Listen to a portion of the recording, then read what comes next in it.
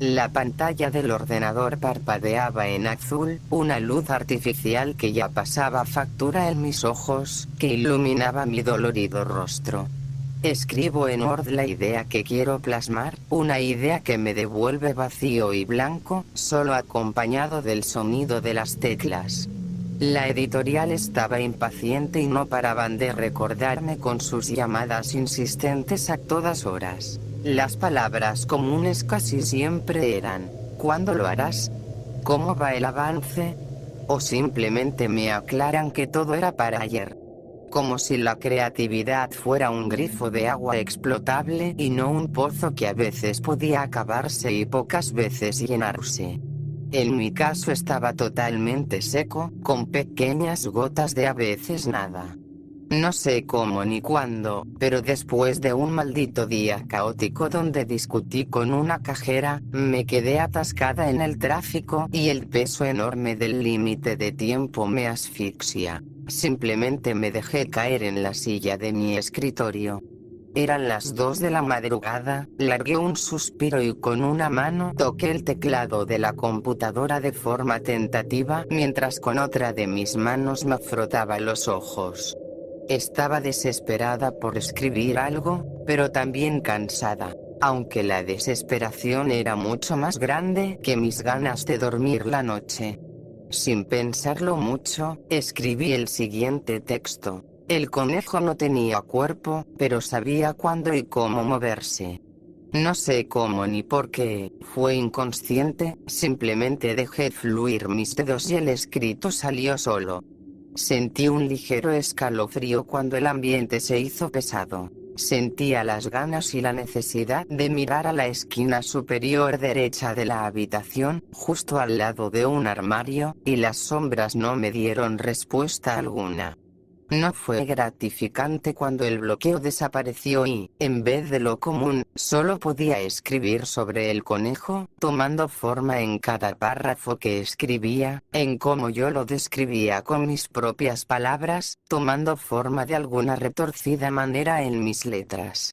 El ser o ente que yo veía se podía describir como una cabeza flotante de un conejo, con una sonrisa imposible y perturbante, con una hilera enorme de colmillos y ojos penetrantes totalmente oscuros. No tardé en darle un simbolismo. Cada línea que ponía intentaba dárselo, mientras el ambiente en mi departamento empeoraba. Un simbolismo claro era la maldad y el miedo en sí misma. Siempre que pensaba en el conejo, sentía mi mente ir en los más horribles escenarios y pensamientos, los más negativos posibles, y siempre con el mismo sentimiento de maldad y desesperanza. Las llamadas se hicieron más insistentes y fuertes en las paredes de mi mente. Me volví una total ermitaña que no salía de casa.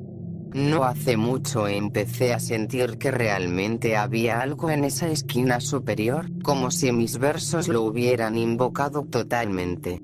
Sabía que estaba ahí, juro que lo sentía. Era aterrador.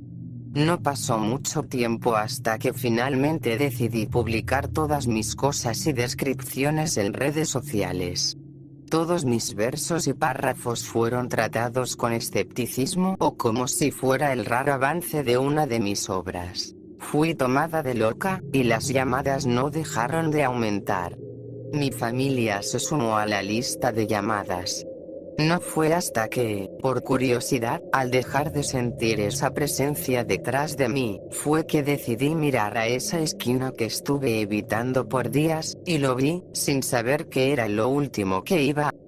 Diario de estudiante. No sé cómo empecé, pero fue en una clase de anatomía, de eso estoy seguro. Era una clase como cualquier otra, en la que por estadística no debió ocurrir gran cosa. Ese día no boceté el torso de escayola que estaba en el salón, sino que empecé a representar un conejo, sí, un conejo.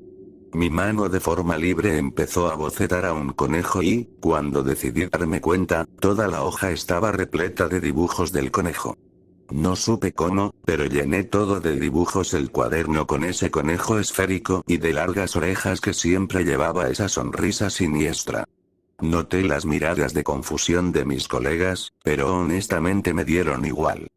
Fue así que pasaron algunos días de ese evento. Llegó un punto donde no podía ni siquiera cerrar los ojos sin imaginarme en mi caja de ideas a ese conejo, no podía quitármelo de la cabeza. A veces mis compañeros tenían que levantarme la voz para poder llamar mi atención. Entraba en un trance inevitable al dibujar a mi conejo, y mi profesora vio mis dibujos un día, calificándolos de dibujos perfectos para caricaturización. Supuse que ella lo dedujo por mi estilo algo caricaturesco y simple con el que retrataba a ese conejo. No tardaron en llegar las preguntas. Cuando me preguntaban qué era o cómo se llamaba, entraba en un verdadero estado de duda existencial. No lo sabía, tampoco sabía por qué lo dibujaba en primer lugar. Por eso empecé a usar otras técnicas para representarlo. Óleo, arcilla o linóleo. Necesitaba capturar de forma exacta a ese personaje, o de ese algo que nunca he visto con mis propios ojos porque asumo que no existe, es solo la creación de mi mente, una forma o cosa en forma de conejo al que quiero representar de alguna forma. Pero me enferma el hecho de que no sé exactamente si lo estoy representando bien. A pesar de mis esfuerzos, no sé si realmente lo dibujo bien o si solo estoy deformando la verdadera idea.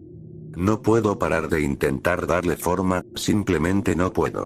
Por eso dejo por escrito en este diario mi lamentable situación artística. Mi sueño se ha arruinado y el hambre de no comer me atormenta, pero estoy convencido de que mi idea se puede materializar de alguna forma.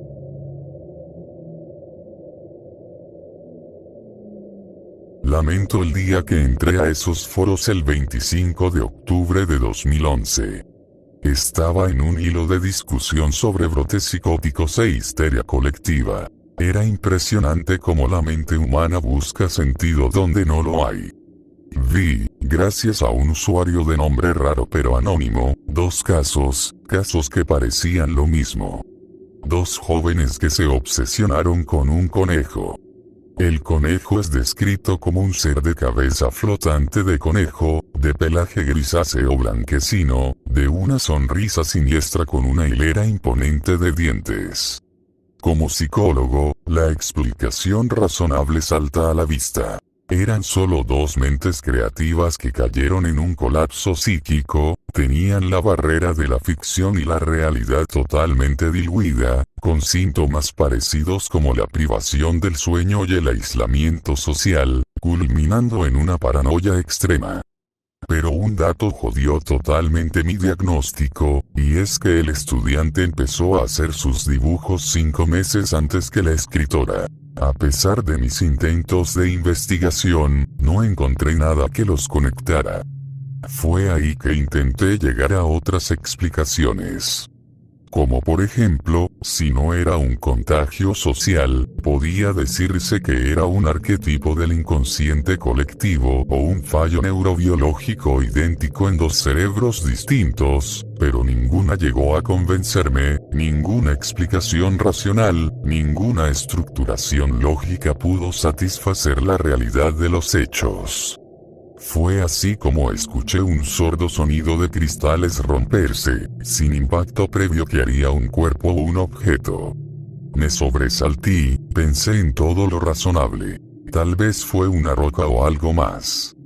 Por más evidente que fuera, no quise pensar en eso, no quise que algo irracional ganara mi mente. El ambiente se volvió pesado mientras yo me levantaba a ver qué pasó. Al llegar, solo vi los cristales rotos, pero al mirar a un lado, lo vi. Era exactamente como lo describían. No había cuerpo, no había ni siquiera algo que lo sostuviera, estaba flotando a la altura de mis ojos. Su sonrisa era peor en persona, de pelaje gris y ojos penetrantes, que parecían ver el alma de lo que estuviera viendo, o sea, la mía. Me quedé patéticamente paralizado mientras eso se acercaba a mí, y con la voz más aterradora que pude escuchar en mi vida dijo: ¿Por qué querías entenderme? No soy más que lo mismo que ustedes.